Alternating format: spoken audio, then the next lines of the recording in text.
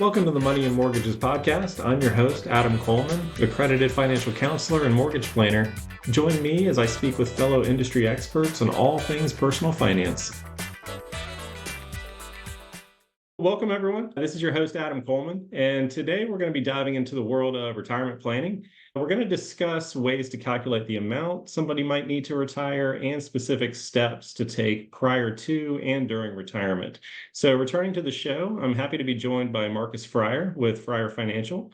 Marcus, welcome back to the show. Oh, thank you for having me again. Well, I'm excited to hear your thoughts on this. You're not only a certified financial planner, but a chartered financial consultant and also a certified retirement planning counselor, among other things. You've got tons of different designations. So it's safe to say that you're an expert on this field. So I appreciate you taking the time and looking forward to hearing some of the wisdom that you can share with everybody. So to kick us off, I think the big question that I'm sure you get all the time is kind of how much do you need to retire? Like, what is that number? And then can you walk us through how you go about finding that magic number for a client? Yeah, absolutely.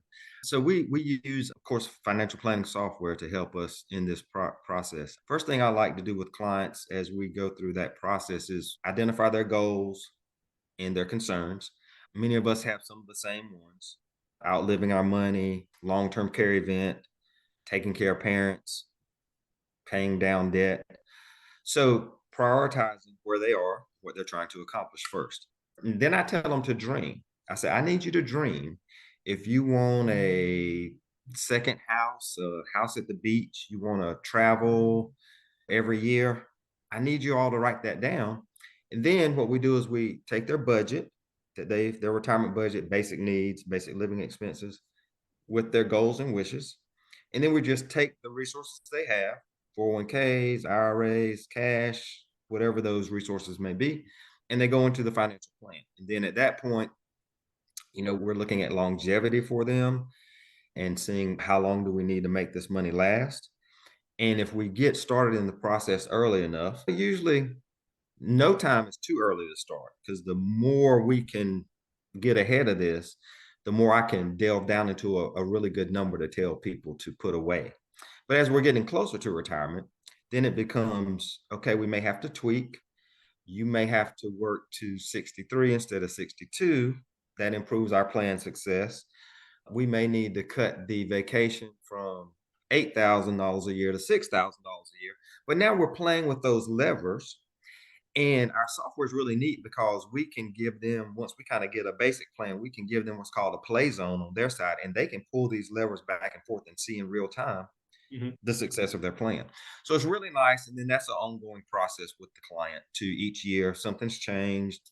Maybe you've got children, they had a baby, and now we've got a 529 opportunity plan or something like that. So yeah, so we constantly revisit the plan, seeing that we're still on track. But those are, kind of the basic steps. There's no magic number. Each of us have our own number. But it revolves around trying to paint that, what I call, work optional lifestyle.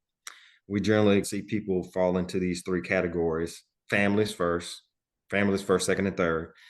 Work becomes next, and we want a work optional lifestyle in retirement where we can go, I don't really feel like going to work today. Right. That's, you know, and then third is our bucket list. What do we want to do? We want to go play golf in St. Andrews? Do we want to go to Barcelona, Spain, Venice, Italy? What do we want to do? And let's go live, because I've seen it cut short with the health issues and things like that. So, we want to prepare people to live as much as we can. On those big ticket items, what does that look like from a planning perspective from your part? Is it more that you're trying to come up with like an annual goal that it's going to take to get them there, and then you break it into monthly expenses that they have to plan for? Or is it more just big ticket items, like a lump sum that you're kind of building into your software? Yeah. So for instance, I'll give you an example. We've got a lady who's about to retire, interested in the beach house. Yep. She says she wants a second house. She has a one rental property already. She's like, I want a beach house, Myrtle Beach. I was like, okay, dream. So now we've positioned that house. I said, okay, so I'm gonna budget for you a $300,000 house. Goes on the board. Now I'm playing with timing of buying that house, because if we buy it right now, then we've depleted some resources and we have left less to work with? Or do we buy it in 5 years where you're still getting a little bump in your investment accounts? Thankfully, the young lady has a pension, so that's given us a lot more room to do things. So again, it's like I said, taking those resources, but we're planning for, yeah, big ticket items, anything that client says, I want to do a remodel to the house. All right, how are we going to pay for it? We're going to pay for it out of proceeds, or we're going to get a loan. And that's kind of my job to, finagle those numbers to see what's our optimal goal to fund that. One big thing we people miss a lot of times, and this is college. And we, in our hearts, we want to fund our kids' college fully, and that's great if we can. But our rule of thumb becomes we can finance college, but we cannot finance our retirement. Right. You can't go to the bank and say, "Hey, I'm on a loan for my retirement." Not going to work. So those are things that we help share with the general public. So they're, yeah, I didn't think about that. I didn't think about that. And that's the purpose. It's a collaboration, much like with you. We collaborate with you in that. What's that mortgage strategy? Is it 15 years or 30 years? What's important, flexibility or the rate? So answering all those questions, professionals like us are coming in to help guide them. Gotcha. Well, one method that I hear all the time, and I'm sure you hear it as well, is kind of that withdrawal rate of 4% rule. That's kind of just a rule of thumb that people hear when they're trying to figure out, all right, how much do I need to save for retirement? So, and for people not familiar, I guess this is based Mhm. on Trinity study. I think it's probably what, 25 years ago, I guess at this point Yeah, that they did long this. time ago. And the idea was that you could withdraw 4% of your investment portfolio annually and sustain it for 30 years. There's a lot more to it than that. That's adjusted for inflation, and there's some nuances behind, asset allocations and things like that. But it's a quick rule of figuring out when you're ready for financial independence. I guess, what are your thoughts on that concept, first of all? And I guess, does that ever come up in your conversations to determine, have I met that number? Because ideally, you basically take your living expenses, you multiply them by 25, and that's kind of your financial independence number, is what people Right. use it as. Does that ever come up in the real world, or is that more just like a theoretical concept for most people? Well, it's a theoretical concept to give them an idea of what to shoot for, but then becomes practical application. So if we go back 2 years ago, where we didn't have a chance in the world of winning in the market, stocks and bonds were moving the same direction. Right. You couldn't do anything. So if you can imagine a person with, I don't know, $500,000, they just lost 17% and they're taking 4%. That portfolio is going down really quickly. Versus you fast forward, okay, hold off, don't retire yet, wait 2 years to now. I want to take my 4%. Oh, by the way, the market's getting three. I've only really taken one off of the portfolio. So Right. sequence of returns is a big thing that we have to pay attention to. Another thing we've done is that's what the public sees. On our side, we've gone almost like a bucket strategy. So for instance, if a person goes, yeah, I want to pull 6% off my portfolio, that might be doable. What we're doing on the back end is, okay, we're going to put 2 years of that 6% in a cash bucket inside of your portfolio. The next bucket will be just a little more aggressive, probably a lot of fixed income products, your bonds, things of that nature, to give us some stability, maybe earn a couple percent. Then we've got a third bucket over here that's working really hard to replace the first bucket. Right. And that strategy is what works. And we've been able to pull that off a lot with a lot of retirees, where I've got a lady, we probably started with 300,000. She's pulled 140 off the portfolio, but her account balance is still 220. So yeah, if we were just doing straight line and we threw her in an index fund, problem with the index fund is there's no risk management. You ride it up and you're gonna ride it all the way to the bottom. So that's the bad thing about the index funds. They're great when the market's going up, but in bad times we don't have any risk management around it. Gotcha. Well, at what point do you start getting a lot more serious? Because a lot of people kind of do that easy index fund thing while they're in the accumulation stage. But then, like you said, it gets to a point where there's a problem where you don't want to, pull money out on a bad year, and you Right. need that obviously when you're getting into retirement age. What's the time frame that you have in mind? Is it, a couple years before? Is it 5 years before you start to really get into some granular changes of, all right, we need to move some of this stuff into a cash account, into bond funds or bond ladder, Mhm, whatever your method mhm, is? What's the mhm. time frame for that? What I generally see is people after that 50th birthday, they get that AARP letter. It kind of that's one trigger. So I'll get a batch of people in that I'll say 53 to like 55, 56 age range that's going, okay, this is getting real. Right. Okay. Then you've got that group that's like really close to retirement is going, can I make it? Can I make it? So Right. they're like 2 years out. And then that's that next group that's in that. I mean, it can range from like 59 up to 65 where they're going, yeah, can I make it? Can I make it? Check these numbers for me. Let's talk. What do I need to do? So yeah, those are the kind of the two things we generally see is that first group that goes, oh yeah, yeah, we need to do something. And then that other group that's like, double check behind me. Am I going to be okay? And it tends to be more of us who don't have pensions. Right. Because a lot of the government workers have them. The federal employees have them. So they're usually A-OK.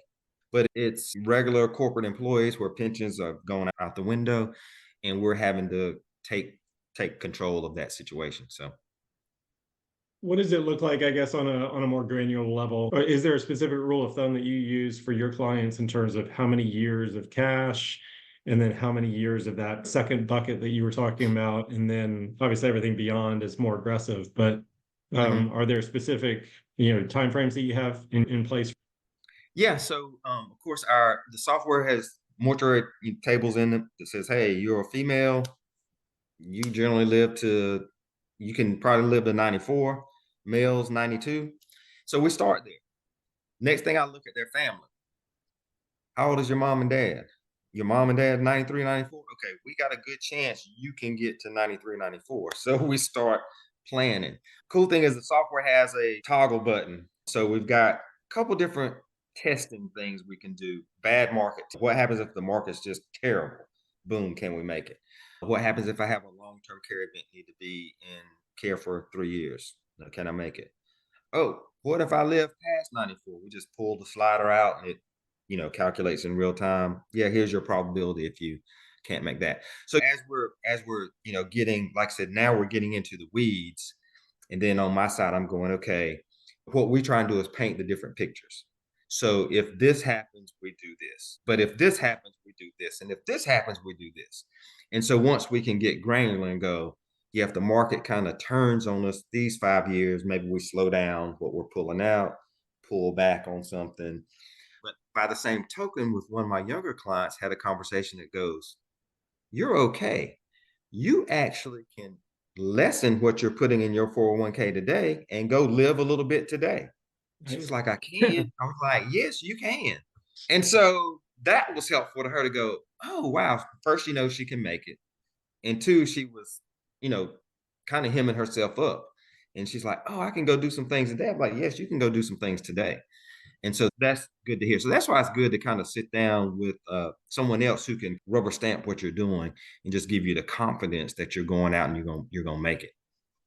Nice. Yeah, it's sadly a lot of people aren't in that same situation where they can spend more than they're making, but it's certainly good. I've seen that happen before where they're so set on that saving mindset where they just don't know that they can spend money at this point and actually Right, utilize it instead of right. just kind of hoarding it away. But I guess we talked about kind of the cash equivalents. We talked about what does that middle bucket look like for you specifically? Like, do you tend to put people in just like fixed income, like bonds, or like what do you kind of generally advise for that second, not so aggressive bucket, but not cash?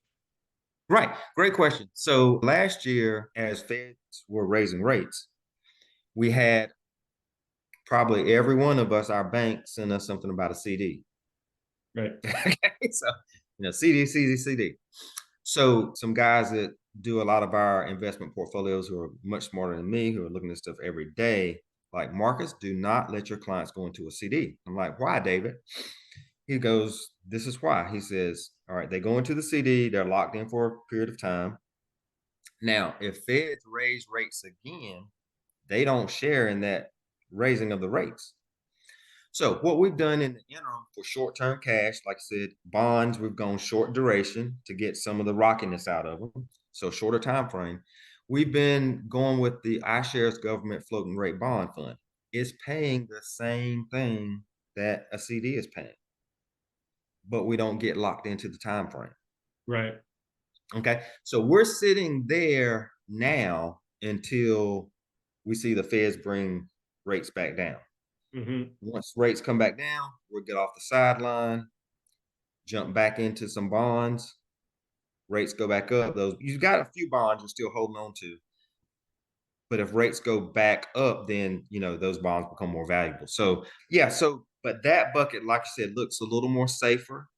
But still, you can still be in like a 40-60 tilt, 40 equities, 60 bonds in that moderate and do really well. Mm-hmm. And so that bucket, like I said, is really to keep up with inflation. Right. So we don't lose purchasing power. And then the third bucket is the one that's trying to redo the first, because then that second bucket is the one we're going to eventually move over here to replace the first bucket. What does that look like? I guess because you're not dealing like bond ladders, I guess you would have a maturity coming due, so you would Mhm, already have that going into some kind of other account. So it's almost forced mhm. upon you to rearrange things. Do you just kind of arbitrarily sell off at a certain time with the bond fund to go into cash, or are you pulling it from a different bucket? Like what's the Right, logic behind when that happens for people that are trying to think of, all right, I've got some money in cash, I've got some money in bonds, but right. I don't know when to rearrange this stuff or how to do it like Correct. logistically. Yeah. So you make a good point. Bond laddering definitely can work. You're laddering the bonds to mature, each year, give back some principal. The negative to that can be if you are holding the bond itself. Because like if you're holding a North Carolina bond itself, sometimes if the rates change, you can't get rid of it. So our recommendation is a lot of times we'll use a bond fund, like you're saying, a bond ETF fund gives us a lot more flexibility to move in and out of that position. You mean you can't And get create rid of almost it create our before it own platform. matures, or you can't get rid of it at a different time? So yeah, you can get rid of it before it matures, but if you've got a bond you bought probably 4 or 5 years ago at 1%, bonds today are 7. You're not going to have a good market for people who are going to want to buy your bond. Oh, sure. Yeah, yeah. You're talking Yeah, about yeah. So secondary that's market. yeah. So you can get off of it, but it's going to be deeply discounted. Right. and and so like you're saying, you just will hold on to it and keep the interest flow going until the rates reverse, and you can at least get your par value back, right? But the bond fund, just like you said, gives us more flexibility to move in and out as the market changes a little, and keep some liquidity. Gives us a little more liquid positions. So yeah, Is so that more it's of an annual review, or is there something triggering other than just an arbitrary timeline of when you're kind of shifting from one to the other? no, it's a trigger. So I will play off of the guys, like I use market investments. So like we meet quarterly, and like we just actually met yesterday for my quarterly meeting, and we're asking David, what's going on? It's an election year. What should we be doing? He's like, well, to answer your question, technically the market's only off 1% in an election year than any other year. He said, so really that's not where the problem is going to come in. It's other macro factors that are coming Right. in. Like, cool. But we kind of take their lead of what they're doing in our managed money accounts, because we'll see them call. I mean, they may call us and go, hey, when the financial services, when banks started having their difficulties last year, like, hey guys, we just want to let you know we were already underexposed. We kind of saw this coming. So we're already lighter in financials than we need to be. So they're giving us the clue, like, go short duration. I mean, he sends us out a memo. I need to send one to you to see, because he talks about housing a lot, talks about energy, but he writes us Monday, Wednesday, Friday. We're getting a note from him about China's doing this, Nvidia's doing this. I think Mhm. Amazon is cutting back on some jobs this week. I mean, he's giving us all this data that's telling us where to move. So then that's where we're on the phone with our clients, like, okay, time to make some changes. And we're always looking at risk first, because risk are a lot more controllable than returns. Right. So if we can get ahead on the risk side, we usually win. So How often are you kind of dealing with that from a client level? So like one individual client, like when are you talking with them about reallocations and everything? Is this just as it comes up, or are there specific timelines that you have with each person? yeah, so we have our general annual meetings. But if there's an event, generally it's event driven. You know, Mhm. 9/11 was an event. The war in Israel is an event that kind of goes, okay, what do we need to do? The big digital crisis was an event. So when those things pop up, we're like, okay, what do we need to do? We're pushing out kind of emails to them like, this event happened. This is the impact of that event. We're okay to sit still, or hey, we need to do this. So it's more so event driven. And if we see an event that's coming in, then we're on the phone like, hey, we need to make some moves. Gotcha. Okay. But on a quarterly basis, also, we've got our fiduciary software that I use is constantly ranking the mutual funds, expense Mhm. ratios, all these things. So each quarter, I've got a report where I'm looking at large cap stocks, large cap mutual funds, and am I still in the top quartile with the fund I have you in? And if that fund starts to go yellow or red, I'm on the phone with the client like, hey, it's time for me to replace this fund. I'm going to replace it with, QQQ or whatever. So that's something we do on the back end on a quarterly basis to kind of meet some of our responsibilities and make sure we've got them in top notch stuff. Okay. And that's one thing I was kind of curious of. So is that when you're maybe reallocating different sectors, or is it more just looking at, all right, this Mm-hmm. small cap fund isn't doing like we want to, we're going to replace it with another small cap? Or is it more along the lines of, all right, small caps did great, we're going to take advantage of that and then replace it with, large caps that haven't done as well, and then kind of, split the difference that way? Like, how is that looking for your side? More of the first thing, Okay. more of a sector rotation strategy. Got So it. when to pivot back to a couple of years ago, market was tanking. Where's safety? That's first off. Where's safety? Well, energy is generally safe, right? People still have to pay their power bill. So we tilted more towards energy, came out of some tech stuff. So yeah, so we found that that sector rotation strategy is a better one. Then you may shift into consumer staples because people still have to buy toothpaste. So now we're just trying to provide some stability to the account at that point Mhm. and cut our losses. you know so if we found that that is a better way to do it. Small caps are now coming back into the portfolios. We had put them to the side, but now they're coming back into the portfolios. Mid cap usually doesn't really add much to a portfolio, to be honest. So it's generally we stay large and small. Gotcha. That makes Hmm. sense. Yep. Well, good. Well, no, that's been really helpful. Any other, I guess, high level or granular advice that you would give for somebody kind of contemplating this more on the retirement planning side, thinking, all right, am I ready to retire? What are some of the main topics that you think people should kind of have in the back of their mind of like, all right, yeah, I think I'm ready, or I have no clue. What should I Right. do if I'm ready or not for retirement? Yeah, like I say, have your team ready. Have a team. It's a big team, that you and our quarterback with estate planning attorneys we're bringing in to make sure people even know simple things about payable on death on their bank accounts to avoid probate. They're just little tips. So the more you talk to professionals, just to learn tidbits here and there, is helpful to you. So because we're on our side bouncing these things off of each other. And I'm calling Adam like, hey Adam, I got this client and I'm thinking about this way for the mortgage, but you do this every day. What's your thoughts? Well, yeah, but you could also do this and structure it this way. That's what we're here for, is to use your money as wisely as we can. We're trying to mitigate taxes and and mitigate cost. Those are the two things we can control. But yeah, like I said, just to get their pulse on retirement, that it is coming, and we want them to have a good retirement and enjoy themselves. So yeah, just keep it on their radar, get their team intact, make sure they're asking questions about what they should be doing. A lot of us love to give just a free consultation. If you just want to pick up the phone and call, say, hey, I just want to bounce something off of you. That's great. I love people to do that because that tells me they're thinking about it and they're trying to get ahead of it. And just, just soak up as much information as you can. I think that's perfect advice. Well, Marcus, it's always a pleasure. I love talking to you. So let us know the best way to find more information on you if somebody's interested about you and your firm. Oh yeah, sure. On LinkedIn, you'll find me, Marcus Fryar. You can probably see my logos in the back, Fryar Financial. I push a lot of content out on LinkedIn, market update every week, as well as some other things. From there, you can schedule a consultation. Our Calendly link is on LinkedIn as well. Fryarfinancial.com is the website. Tons of information, presentations on the website as well. So we try and give people, I know one of your topics that's going to be, you've got somebody else addressing this Roth versus traditional.